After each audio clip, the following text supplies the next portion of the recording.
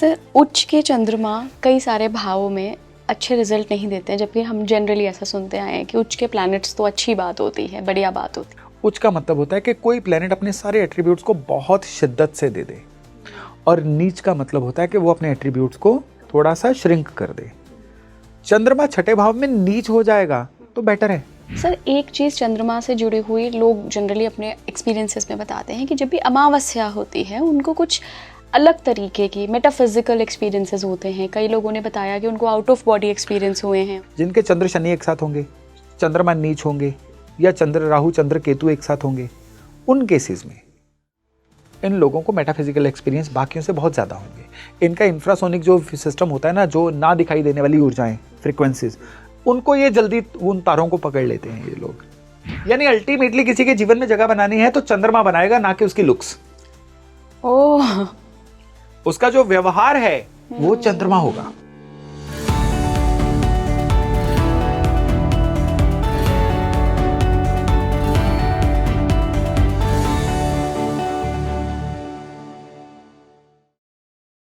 नमस्कार भारत, आप देख रहे हैं स्पीकिंग ट्री। मैं हूं आपके साथ हिला गोस्वामी।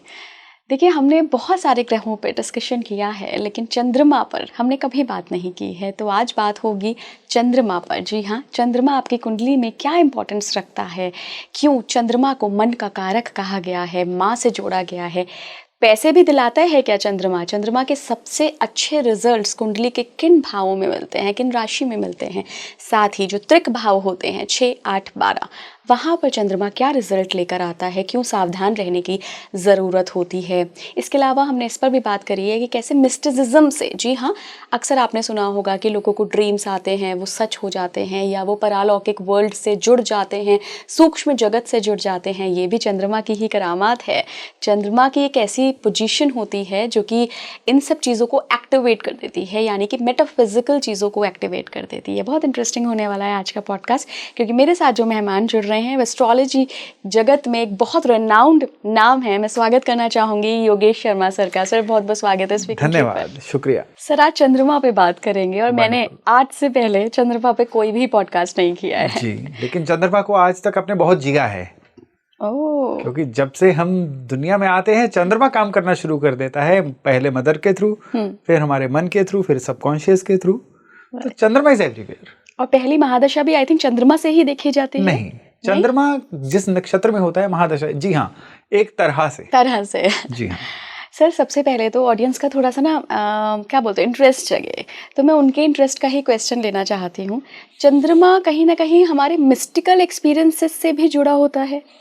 देखिए, चंद्रमा मिस्टिकल एक्सपीरियंस से 100% जुड़ा होता है, लेकिन मिस्टिकल एक्सपीरियंस, इसको हम हिंदी में अगर अनुवाद करें तो कोई भी परालौकिक जो भी लाइफ का अनुभव होता है उसको मिस्टिकल एक्सपीरियंस बोलते हैं जी। परालौकिक अनुभव यानी जो हमारी सेंसेस से परे होता है। हमारी पांचों की पांचों सेंसेस जो हैं वो, उनका हेडक्वार्टर क्या है? मन क्या है? चंद्रमा। इसीलिए सारे मिस्टिकल एक्सपीरियंस जो हैं ये चंद्रमा से जुड़े हुए होते हैं। यानी कुछ लोग हैं जिनके चंद्रमा, इस चीज को और इजी कर देता हूं, बहुत अच्छे होते हैं। उनका सेंसरी सिस्टम इतना डेवलप हो जाता है कि आने वाले खतरे को भांप लेते हैं वो। उनको एक हमेशा एक फीलिंग हो जाती है कुछ होने वाला है। ऐसे लोग अगर शेयर बाजार में जाएं तो बड़े सही समय पे विड्रॉ कर लेते हैं, बहुत सही समय पे इन्वेस्ट कर लेते हैं, और उस मार्केट के उतार चढ़ाव से कमा जाते हैं। ये अच्छे चंद्रमा वाले लोग होते हैं। यानी सेंसरी सिस्टम इतना डेवलप हो जाता है उनका। वहीं चंद्रमा जिनके कमजोर होते हैं, इसकी तो जितनी निशानियां गिनाई जाएं उतनी कम है। और जब मैं निशानियां गिनवाऊंगा हमारी ऑडियंस सारी की सारी उनसे रिलेट करना शुरू हो जाएगी। चंद्रमा जब खराब होते हैं ना, सबसे पहले तो ऐसा इंसान अकेलेपन का शिकार लगता है। पूरे भरे परिवार में, भरे ऑफिस में बैठा होगा, अकेला फील करेगा। उसका दिल करेगा खुद को कमरे में बंद कर लूं, आइसोलेट रहूं, किसी से ना मिलूं। खराब चंद्रमा वाले लोगों के घर में कोई गेस्ट भी आएगा ना, तो ये लोग, उनके माथे पे बल पड़ जाएंगे, यार क्यों आया ये, अपने घर नहीं रह सकते थे। नए लोगों से मिलने में कोई ना कोई परेशानी, चंद्रमा खराब की निशानी। चंद्रमा खराब होंगे तो ऐसा इंसान ना इमोशनल बिहेवियर बहुत ज्यादा, ऐसे इंसान का इमोशनल बिहेवियर ऐसे होता है कि हर बात उसके मन पे लगती है। कई लोग कहते हैं ना, मेरे दिल पे लग गई तुम्हारी बात। वल्नरेबल होते हैं, या कह लीजिए कि इमोशनली वो डेवलप नहीं हुए होते। That is the वो right ऑफिस में अनफिट हो जाते हैं, हम्म ऑफिस में भी वो इमोशनल तल पे बात करते हैं, वो रैशनल लेवल पे नहीं सोचते, इमोशनल लेवल पे सोचते हैं। हम्म चंद्रमा खराब होने की बहुत बड़ी निशानी, ये तो बड़ी छोटी छोटी निशानियां हैं। चंद्रमा के खराब होने की फिजिकल लेवल पे निशानी क्या है? इंसान की एजुकेशन अधूरी रह जाती है। ओह, चंद्रमा के खराब होने की कन्या निशानी होती है कि ऐसा इंसान जो है ये लगातार, आप कह लीजिए, ओवर थिंकिंग का शिकार रहता है। ऐसे इंसान के जीवन में कोई भी चीज कॉन्टिन्यूटी में नहीं आ पाती है। ऐसे इंसान के जीवन में जैसे धन का भी फ्लो आएगा, थोड़े दिन आया फिर से टूट गया। खराब चंद्रमा वाले दुकानदार होंगे तो क्या होगा? कभी 2 दिन ग्राहक अच्छा आ गया, 28 दिन ग्राहक ही नहीं आया, महीने की एवरेज पूरी। नौकरी में होंगे, ढंग से नौकरी नहीं चलेगी, एक नौकरी लगी, दूसरी छूट गई, दूसरी छूटी, तीसरी लग गई, तीसरी छूटी, पहली पे वापस कम सैलरी पे ज्वाइन कर लिया। जिंदगी इसी लेवल पे रहेगी, लेकिन डिसकंटिन्यूटी फ्लक्चुएटिंग रहेगी। सोचिए चंद्रमा कितना हमारे जीवन में कंट्रीब्यूट कर रहा है। खराब चंद्रमा वाले लोगों को इंसोम्निया हो जाता है, रात को नींद नहीं आती है। कई लोग हैं जिनकी रात के 3 बजे नींद खुल जाती है, फिर दोबारा नींद आ ही नहीं पाती है। खराब सपनों का शिकार खराब चंद्रमा वाले, ऐसे लोगों को मरे हुए लोग सपने में ज्यादा आते हैं। सीढ़ियों से गिरना, ऊंचाई से गिरना, या ऐसे सपने जिसमें जग के एकदम से उठ जाएं, ये खराब चंद्रमा की निशानी। फिर यही चंद्रमा और ज्यादा खराब हो जाए तो ऐसा इंसान जो है ओवर थिंकिंग के बाद एंग्जाइटी का शिकार, एंग्जाइटी के बाद डिप्रेशन का शिकार। और कई बार तो ऐसे लोग क्लिनिकली डिप्रेस हो जाते हैं जिनको दवाइयां ठीक करती हैं। और जबकि इतना है कि मेडिकल साइंस के पास डिप्रेशन का दवा ही नहीं है, सिडेशंस हैं, केवल मूड चेंजर्स हैं। तो चंद्रमा जो है ये शुरुआत में, जीवन की शुरुआत में जब शुरू होता है तब इंसान का क्या है, एक दिन के बच्चे का मन क्या ही होगा, उसको कौन डिकोड कर सकता है? तब बच्चे के मन का काम करती है माँ। तो माँ का मन जैसा है जी। तो बच्चा शुरुआत में कहते हैं ना अपनी माँ की कॉपी ही होता है, स्वभाव में, आचरण में, शुरुआती सालों में। तो तभी चंद्रमा को माँ के साथ जोड़ के देखा गया है।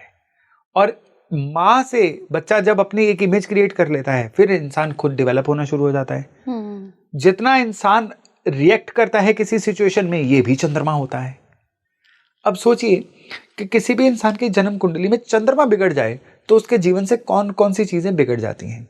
यही जब इंसान का चंद्रमा अच्छा हो जाए, ऐसा इंसान जो है, कोई भी उसके आसपास घटना ऊंच नीच वाली हो जाए, रिजेक्शन, फेलियर वाली हो जाए, उसको फर्क ही नहीं पड़ता। ऐसे इंसान को मिस्टर रिकवरी बोला जाता है कि बड़ी जल्दी रिकवर कर लेना जीवन में, या किसी भी परिस्थिति में बड़ा कंट्रोल्ड रिएक्शन देना, ये अच्छे चंद्रमा की निशानी। हमने अपने आसपास कई लोग देखे, हमारे मन में आता है यार इसके जैसा बनना है। कितने कंपोज्ड इंसान है, कितने कूल एंड काम इंसान है।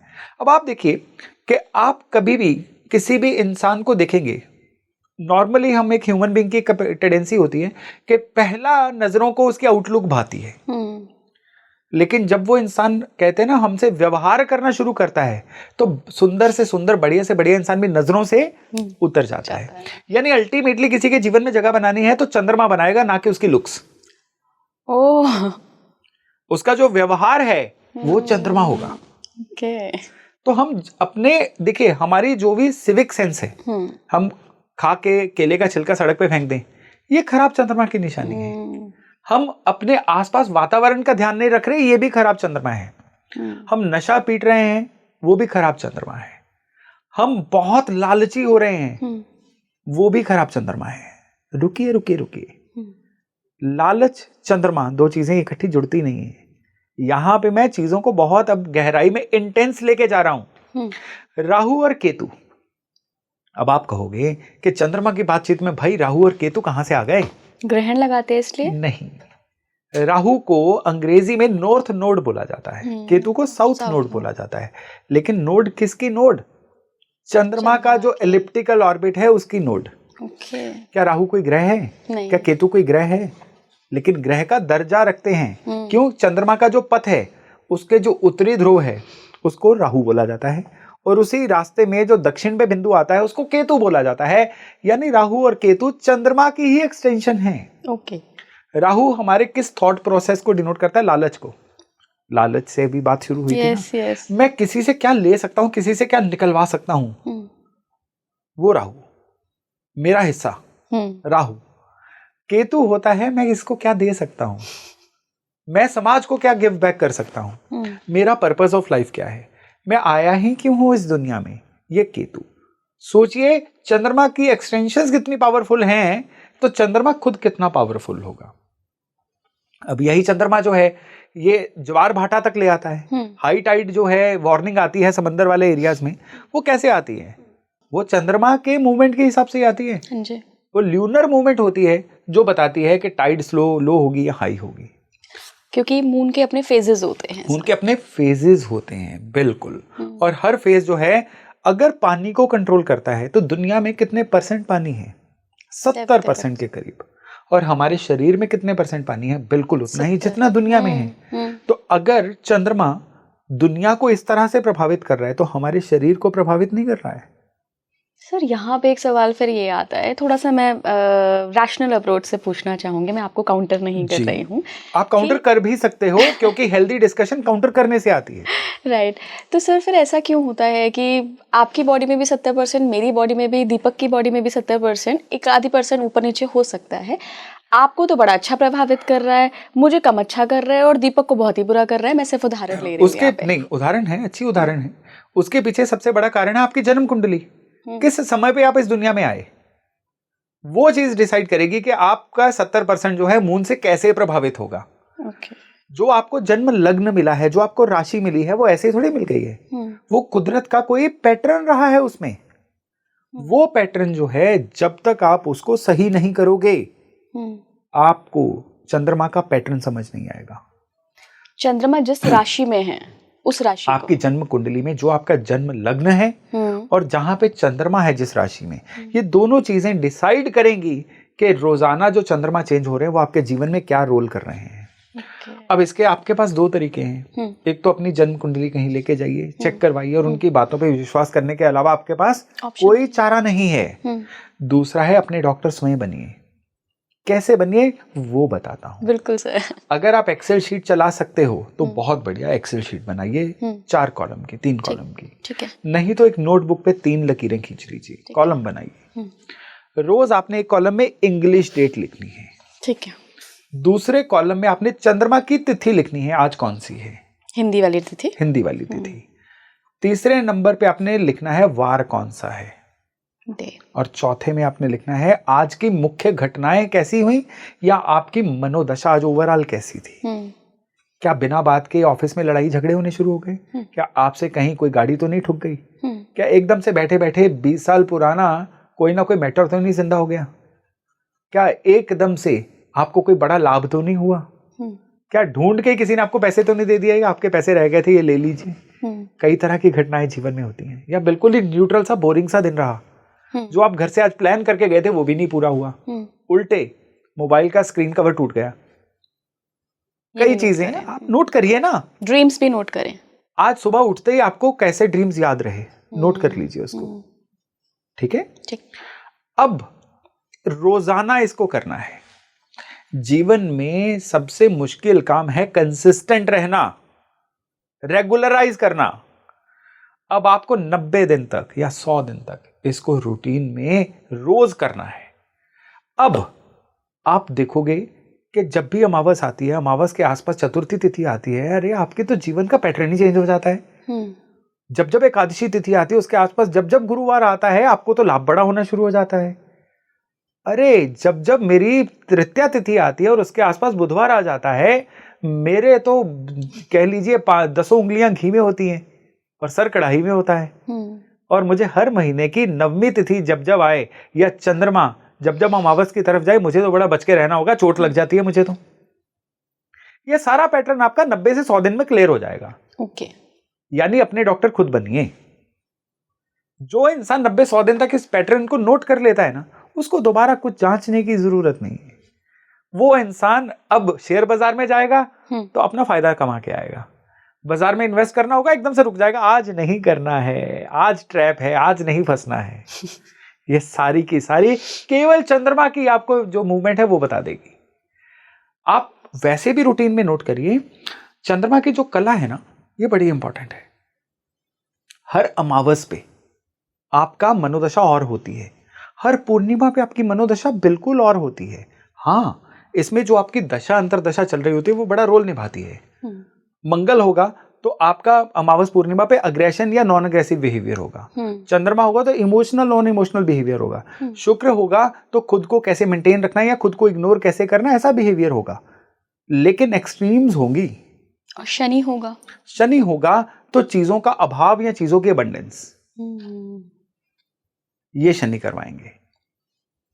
हर ग्रह जो है वो अलग अलग तरह से फल देता है, लेकिन आज तो चंद्रमा की बात हो रही है ना, तो चंद्रमा की कला को देखना बड़ा जरूरी है। मुहूर्त शास्त्र में कहा गया है कि चतुर्थी तिथि, नवमी तिथि और चतुर्दशी तिथि यानी ल्यूनर कैलेंडर की 4, 9 और 14 तिथियां, ये रिक्ता तिथियां कही गई हैं। रिक्त, खत्म, 0 तिथियां। इन तिथियों में कोई भी शुभ काम शुरू मत करो। कोई भी काम वाइंड अप करना इन तिथियों में करो, वो वाइंड अप शुभ रहेगा। आपने कोई जॉब छोड़नी है, आप अपनी जॉब छोड़ने का अगर आप चूज कर सकते हो तो चतुर्थी, नवमी, चतुर्दशी को छोड़ो। अगर आपने कोई पुराना काम वाइंड अप करना इन तिथियों में करो, वो वाइंड अप ही आपके लिए बड़ा मुबारक बन के आएगा, बड़ा शुभ बन के आएगा। वो नए ऑर्बिट में जंप करने के लिए आपको वो वाली वेलोसिटी देगा। लेकिन इन तिथियों में नया काम शुरू करोगे, उसके सफल होने के योग बड़े कम रहेंगे। ये चंद्रमा की तिथियां हैं। अभी इसमें नक्षत्र नहीं आए, अभी इसमें और कई योग जो योग होते हैं वो नहीं आए। और सर ट्रांजिट पे तो नहीं आया अभी, ट्रांजिट भी नहीं आया ये, लेकिन ये तिथियां हमेशा काम करती हैं। ओके। और ये तिथियां ऐसे ही नहीं कहीं से पढ़ के नहीं बोल दी हैं। हजारों साल तक हमारे ऋषियों ने, और ऋषियों के आगे जो भी उनके शिष्य होते थे, उन्होंने आकाश को ऑब्जर्व किया है, स्कूल ऑफ थॉट्स रहे हैं। उसके बाद उन्होंने हमारे लिए अमूल्य ज्ञान दिया है। और अगर अब भी हम इसको वहम समझ के इग्नोर करें तो फिर हमारी किस्मत है। अच्छा सर, आपके एक्सपीरियंस में आपको चंद्रमा की क्या इंपॉर्टेंस रखती है? कि जनरली हम देखते हैं ना कि चंद्रमा के बारे में लोग बात ही नहीं करते हैं, चंद्रमा को जनरली लोग उतना मन दिखता नहीं है ना, इसलिए मन की बात नहीं होती है। अब आप देखिए कि मन के रोगों की बात होती है क्या?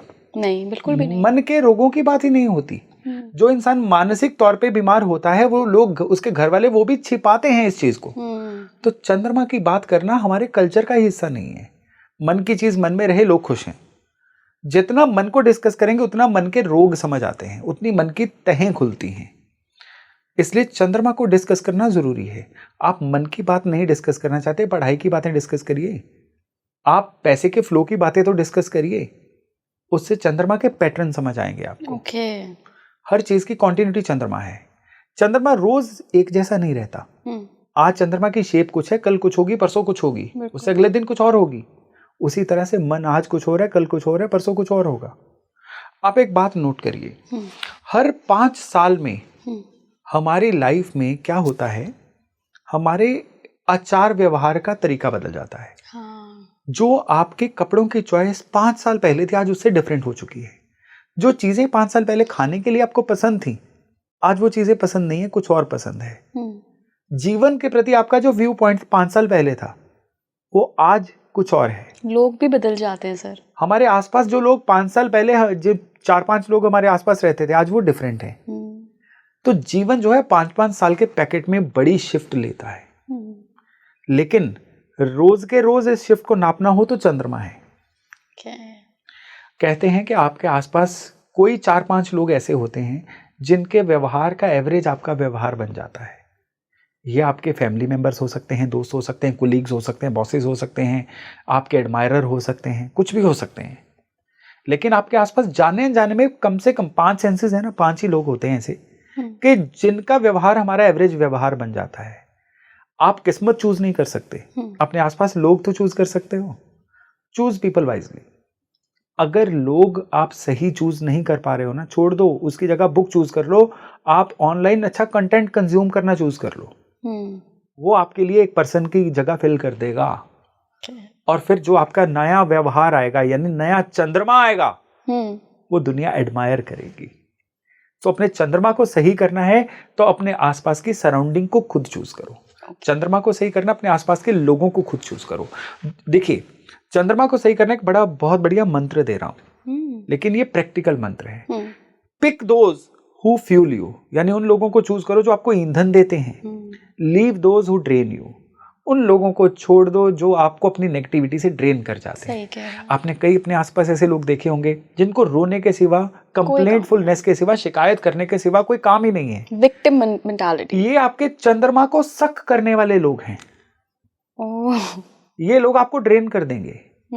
जब आपके आसपास कोई इंसान बहुत चुगली निंदा करनी शुरू हो जाए, बहुत ज्यादा कंप्लेंटफुल हो, इस देश का कुछ नहीं हो सकता, इस समाज का कुछ नहीं हो सकता, सिस्टम ही खराब है, मौसम खराब है, यहाँ का ये चीजें खराब है, वो चीजें खराब है, उनको छोड़ के उठ जाओ, एक्सक्यूज मी कह के उठ जाओ, कमरे में बंद कर लो खुद को, कानों में हेडफोन लगा लो, लेकिन ऐसे लोगों को छोड़ो। बिल्कुल। क्यों? ये चंद्रमा डैमेजिंग पीपल हैं।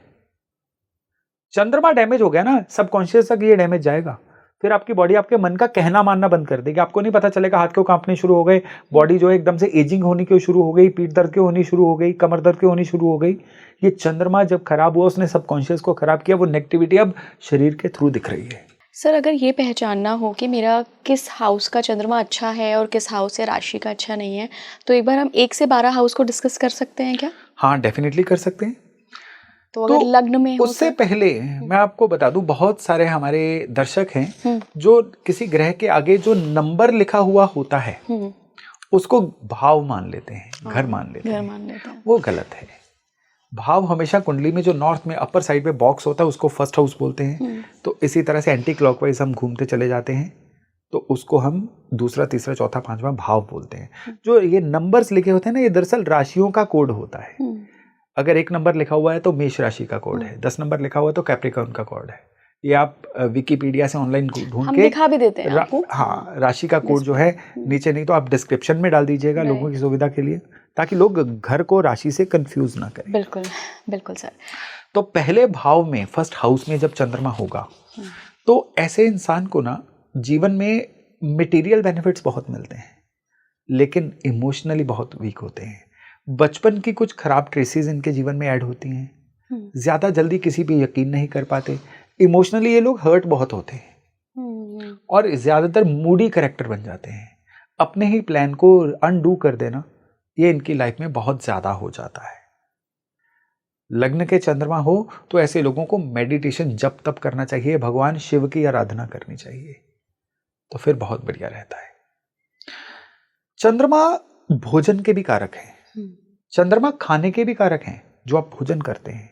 तो चंद्रमा दूसरे भाव में हो तो ऐसे लोग जो हैं इमोशनल ईटिंग के शिकार होते हैं। चंद्रमा इमोशन, चंद्रमा ईटिंग, सेकंड हाउस ईटिंग। तो ऐसे लोग जो है अगर परेशान होंगे तो ज्यादा खा जाएंगे, टेंशन में होंगे ज्यादा खा जाएंगे, खुश होंगे तो ज्यादा खा जाएंगे, या भोजन को एकदम छोड़ देना या एकदम ज्यादा ग्रैस्प कर लेना, ये इनके जीवन में बहुत होता है। तो इनको हमेशा अपनी इमोशनल ईटिंग की केयर करनी है। सेकंड हाउस में चंद्रमा होंगे ना, तो ऐसे लोग जो हैं ये ज्यादातर आप देखिएगा कि पैसे के मामले में भी इनकी इन्वेस्टमेंट भी इमोशनल होती है। अच्छा। हाँ जी, कि किसी के इमोशंस में आके पैसे डबल करने के लिए पैसे दे दिए, या पैसे को अगर आप कहें तो उन जगहों पे लगाया जहां पे इनका इमोशंस के तार जुड़े हुए हैं, कि आजकल अगर टेंशन का माहौल चल रहा है मैं तो डिफेंस में लगाऊंगा, बिना फ्यूचर को देखे इमोशंस में। थर्ड हाउस के चंद्रमा हो तो थर्ड हाउस के चंद्रमा इंसान को मिलते हैं ना जब, तो ऐसा इंसान जो कम्युनिकेटिव कैपेबिलिटी का होता है, मैं उससे भी कम्युनिकेशन कर लूं, उससे भी मेरे लिंक हों, इससे भी मेरे लिंक हों, ऐसा इनकी नेचर में बहुत होता है। लेकिन ऐसे लोगों के घर में देखा जाता है कि फीमेल्स की ज्यादा चलती है, या तो कई केसेस में सूर्य जब खराब हो तो पिता जीवन से निकल जाते हैं, चले जाते हैं, तो उसकी वजह से mother he head of the family बन जाती हैं। अगर सब कुछ ठीक भी रहे तो भी घर में मर्जी मदर की ज्यादा चलती है। थर्ड हाउस के चंद्रमा वालों को ना ज्यादातर कहा गया है कि इनको कभी भी ना किसी की पढ़ाई को स्पॉन्सर ना करें तो चंद्रमा अच्छा रहता है, और जगह पे दान कर दें। स्टूडेंट की मदद करनी है ना तो उसको यूनिफॉर्म ले दो, गर्म कपड़े ले दो, कुछ और करवा दो, लेकिन किसी की पढ़ाई, स्टेशनरी, किताबें मत लेके दो। ठीक, ये चंद्रमा सही रहते हैं। चौथा घर तो चंद्रमा का अपना डोमेन है, यहाँ पे चंद्रमा बहुत अच्छे नहीं माने जाते हैं। क्यों? ओवर इमोशनल बिहेवियर, जैसा मैंने इसी वीडियो के शुरू में बोला था। तो इनको इमोशंस पे कंट्रोल रखना है, फिर चंद्रमा ठीक है। ऐसे लोग अपने मदर की कॉपी होते हैं, मदर से प्रभावित ज्यादा होते हैं, या कई बार क्या होता है कि मदर लाइफ को कंट्रोल बहुत करती है। पंचम भाव में चंद्रमा हो तो ऐसे लोग जो हैं ये बड़े क्रिएटिव होते हैं, और यहाँ पे एक चीज बोली गई है कि इनको हमेशा अपनी लाइफ को अगर रिचार्ज रिजुविनेट करना है ना, तो साल में एक आध बार पहाड़ों पे जमीन से, यानी जितना समुद्र तल से ऊंचाई पे जाएंगे उतना रिजुविनेट होके आएंगे।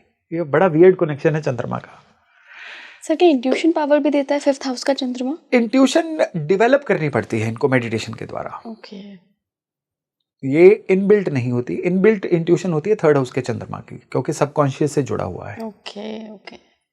चंद्रमा 6ठे भाव में हो तो 6ठे भाव का चंद्रमा की वर्स्ट पोजीशंस में से एक है। ऐसे इंसान कई बार ओवर थिंकिंग का शिकार, कई बार वियर्ड थिंकिंग का शिकार, कोई ना कोई ऐसी हैबिट बना लेते हैं जो थोड़ी सी वियर्ड हो, अजीब हो, या कई बार इनके एक्सट्रीम बिहेवियर होते हैं। मेल हो तो फीमेल जैसे बिहेवियर, फीमेल हो तो मेल जैसे बिहेवियर, ऐसा भी देखा गया है। तो ऐसे लोगों को हमेशा अपने जुपिटर को, सूर्य को, मंगल को, इन प्लैनेट्स को स्ट्रांग बनाना होगा। इस चंद्रमा को टच मी नॉट है, छेड़िए मत, इसका कोई दूध दान मत करिए, पानी दान मत करिए, मोती भी नहीं पहनना है। गुरु सूर्य मंगल को सही करो, चंद्रमा ठीक हो जाएंगे। 7म भाव में चंद्रमा हो तो पहले बात तो है भाई, शादीशुदा जिंदगी में केयरफुल रहना होगा। बड़ी संभावना बन जाती है शादीशुदा जिंदगी के किसी तरह से खराब होने की। 7म भाव में चंद्रमा होना, ऐसा इंसान एस्ट्रोलॉजी का बहुत अच्छा, ऑकल्ट साइंसेस का, टैरो कार्ड्स का, वास्तु का बड़ा अच्छा जानकार बन जाता है, या फिर म्यूजिक का, गानों का, रेट्रो सॉन्ग्स का, शायरी, ये ऐसे लोगों को बड़ी भाती है। अब चंद्रमा की नेक्स्ट खराब पोजीशन है 8म भाव। इसमें भी इंसान का बिहेवियर एक्सट्रीम्स होता है। रिसर्च करने पे आ गया, रिसर्च करता जाएगा, नहीं पढ़ना है तो पढ़ा के देख लो, पढ़ेगा ही नहीं। 8म भाव के चंद्रमा में एक और चीज कही गई है कि पढ़ाई पर लगाया पैसा वसूल नहीं होता है। जिस फील्ड में पढ़ते हैं उससे कहीं डिफरेंट फील्ड में ये जिंदगी सेटल होती है, जिंदगी ले ही जाती है किसी ना किसी डिफरेंट फील्ड में। और जिस फील्ड में ये पढ़े हैं अगर उसी फील्ड में रहें तो एवरेज बन के रह जाते हैं। अच्छा, तो बदलना चाहिए। यस। चंद्रमा 9वें भाव में हो तो ये इनका जो भी धर्म या फेथ सिस्टम होता है ना, उसके साथ इमोशनली जुड़ जाते हैं।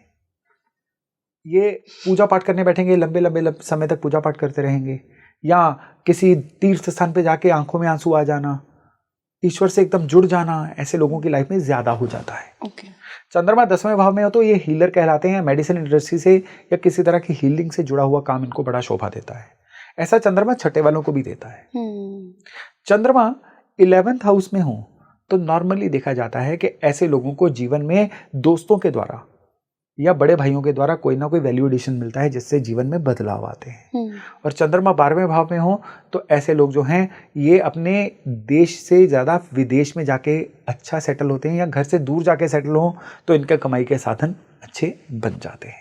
सर क्या त्रिक भाव में चंद्रमा की पोजीशन अच्छी नहीं मानी जाती? 6, 8, 12 तीनों में अच्छी नहीं मानी जाती। ये चंद्रमा के लिए एक 6, 8, 12 खराब होते हैं, किसी हद तक 10वां भाव भी खराब होता है। 10वां भी होता है, जबकि हीलर बना रहा है वो तो। हीलर बना रहा है, लेकिन फिर भी ऐसे लोगों के काम कारोबार में चेंजेस बहुत आते हैं, या कई बार कुछ इन अप्रोप्रिएट एक्टिविटी की वजह से इनके काम कारोबार चेंज हो जाते हैं, इनके खिलाफ कोई षड्यंत्र हो जाए या खुद ये कुछ दिक्कत कर दें, काम कारोबार में जल्दी सेटल नहीं हो पाते हैं ये लोग। सबसे कंफर्टेबल भाव और राशि कौन सी है चंद्रमा के लिए? 2nd house, 4th house, 9th house, ये बहुत अच्छे हैं। और राशि सर?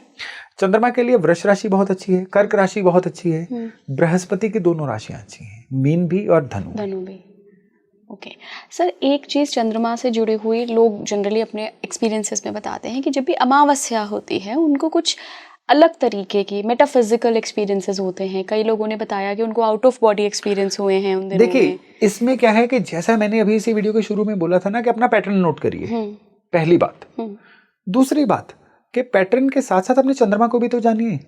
ये मेटाफिजिकल एक्सपीरियंस उन लोगों को होते हैं, परालौकिक एक्सपीरियंस उन लोगों को होते हैं जिनके कुंडली में या तो चंद्रमा त्रिक भावों में हो, या चंद्रमा केतु या राहु के साथ हो, और कई केसेस में शनि के साथ हो। राहु केतु चंद्रमा को ग्रहण लगाते हैं तो चंद्रमा का अपना एट्रीब्यूट नष्ट हो जाता है। शनि जो है विष दोष बनाते हैं चंद्रमा के साथ। जिनके चंद्र शनि एक साथ होंगे, चंद्रमा नीच होंगे, या चंद्र राहु चंद्र केतु एक साथ होंगे, उन केसेस में इन लोगों को मेटाफिजिकल एक्सपीरियंस बाकियों से बहुत ज्यादा होंगे। इनका इंफ्रासोनिक जो सिस्टम होता है ना, जो ना दिखाई देने वाली ऊर्जाएं, फ्रीक्वेंसीज, उनको ये जल्दी उन तारों को पकड़ लेते हैं ये लोग। लेकिन चंद्रमा नीच होना जो है वो कोई इतना ट्रबलसम नहीं है। अगर चंद्रमा नीचा और उसके ऊपर मंगल की दृष्टि है तो फिर उसको कोई खराबी नहीं है।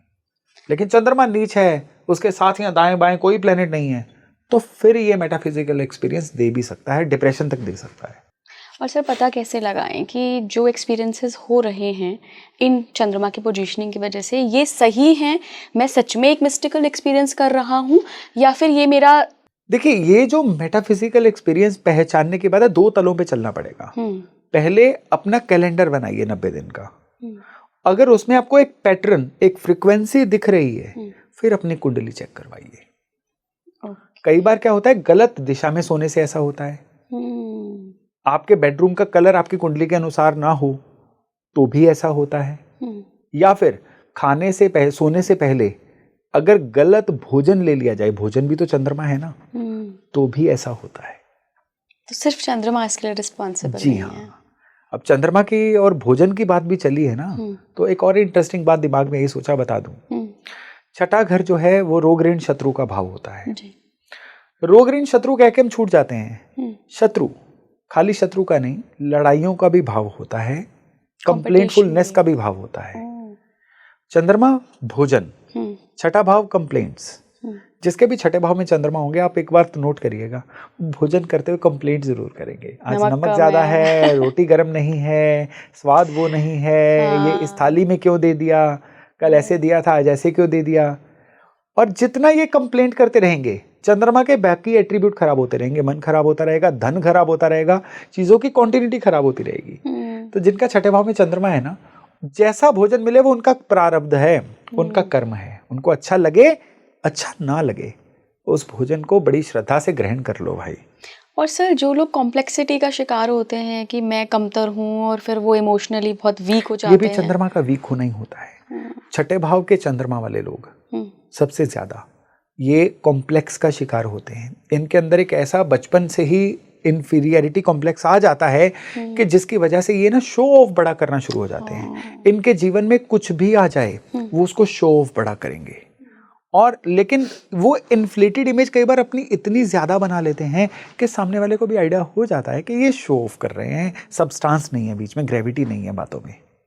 तो छठे भाव के चंद्रमा को अपने मेहनत करके, अपने कर्म से अपने इन्फीरियरिटी कॉम्प्लेक्स को दूर करना होगा, नहीं तो परेशानी बढ़ जाती है।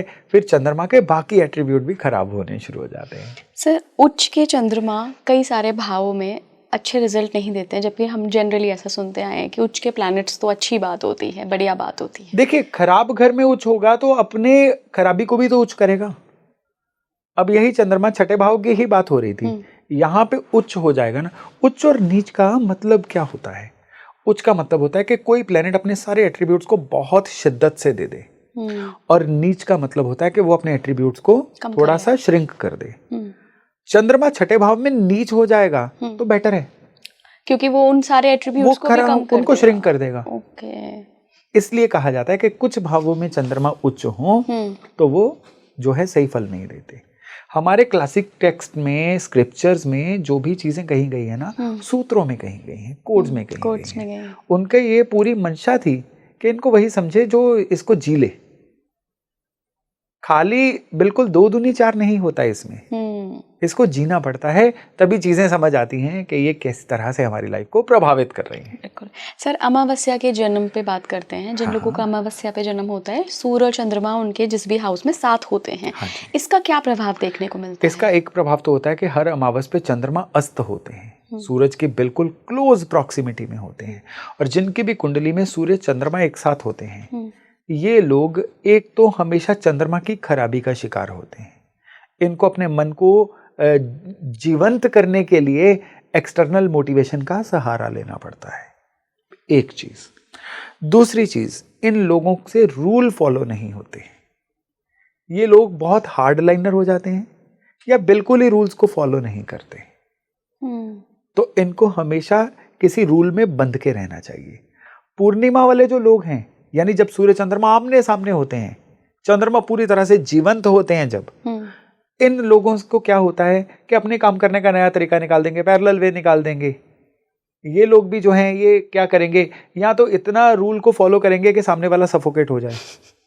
इनको भी मिड वे अपनाना चाहिए। लेकिन सूर्य चंद्रमा जिनके एक साथ हैं, उनको कहीं ना कहीं रूल बुक से चलना चाहिए, वो उनके लिए ज्यादा फायदेमंद रहता है। राइट सर, जो मिस्टिकल लोग होते हैं, जो साधु संत होते हैं, जो सूक्ष्म जगत में रहते हैं या सूक्ष्म जगत की बातें बहुत जल्दी पकड़ लेते हैं, ऐसे बहुत सारे लोगों से मैं मिल चुकी हूँ। इनका भी कहीं चंद्रमा का रोल होता है कि वो कनेक्शन बहुत जल्दी बन जाता है? जितने साधु संत होते हैं उनके अंदर केतु बहुत प्रोमिनेंट होते हैं। अच्छा। केतु डिटैचमेंट के कारक हैं। केतु जो हैं वो हायर नॉलेज के कारक हैं। केतु रिसर्च के कारक हैं। केतु कारक हैं टू नो द अननोन, उसके कारक केतु हैं। तभी केतु को अष्टम भाव के साथ भी जोड़ के देखा जाता है, जो अकल्ट का है, अज्ञात को जानने की इच्छा रखता है। तो ये केतु जब चंद्रमा के साथ हो बर्थ चार्ट में, या ये केतु किसी दृष्टि से चंद्रमा को सीधे देख रहे हों, तो उस केस में इंसान जो है ये दुनिया से थोड़ा सा डिटैच भी हो जाता है। उस केस में और ज्यादा जब ये योग लग्न में बन रहा हो, तो क्योंकि लग्न में ही बन रहा है, तो उस केस में इंसान जो है ज्यादा डिटैच हो जाता है।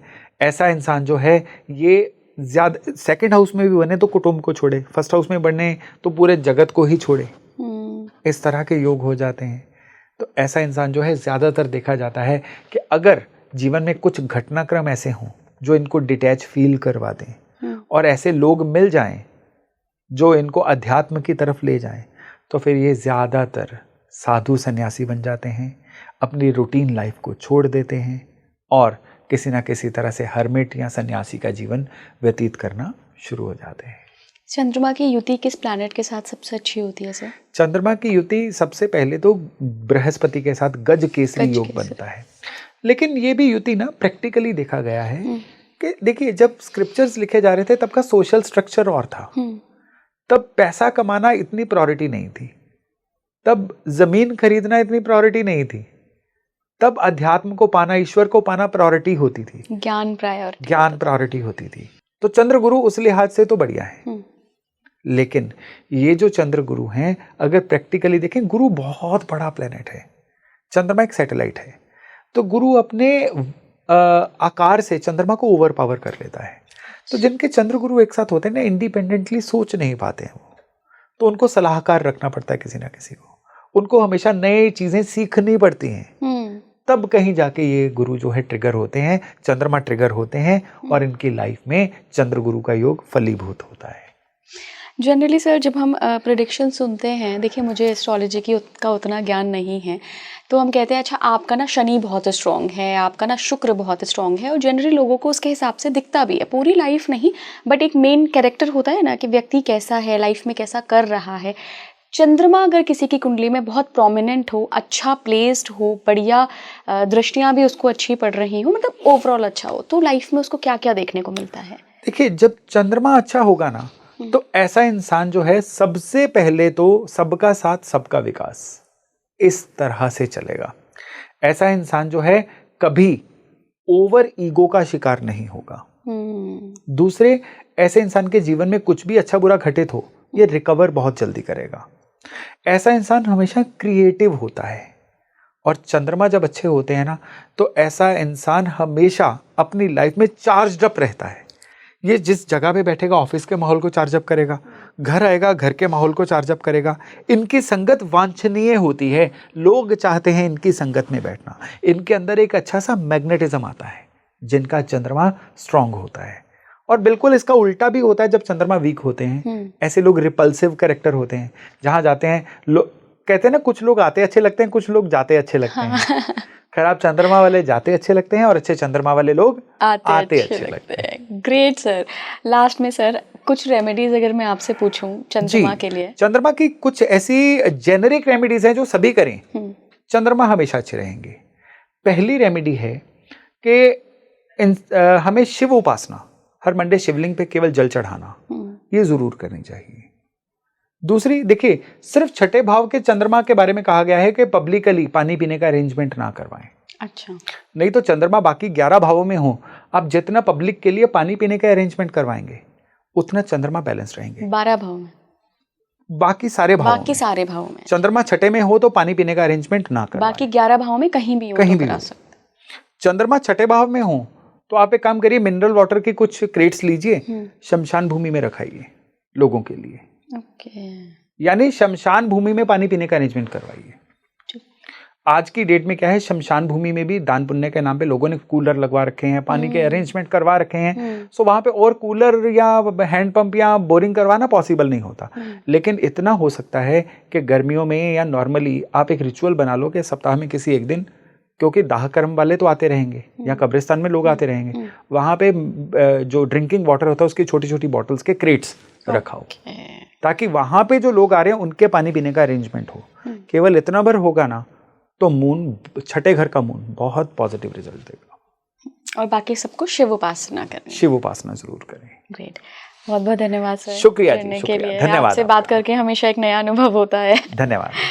आप मुझे बताइएगा कमेंट बॉक्स में कि आपका चंद्रमा किस हाउस में प्लेस्ड है, और जो सर ने कैरेक्टर्स बताए अच्छे चंद्रमा के और जो खराब चंद्रमा हैं, क्या आप रेजोनेट कर रहे हैं उनकी बातों से, क्या आपने अपनी लाइफ में भी ये पैटर्न देखे हैं। और सबसे इम्पॉर्टेंट जो बिल्कुल शुरुआत में सर ने कहा था, एक जर्नल जो होता है ना, ड्रीम जर्नल या आपका पूरा डे टू डे रूटीन का जर्नल, वो मेनटेन करिए, तब आपको बहुत आसानी से पता चल जाएगा कि ये चंद्रमा कुछ कर रहा है या बाकी ग्रह कुछ कर रहे हैं। जुड़े रहिए स्पीकिंग ट्री के साथ। नमस्कार।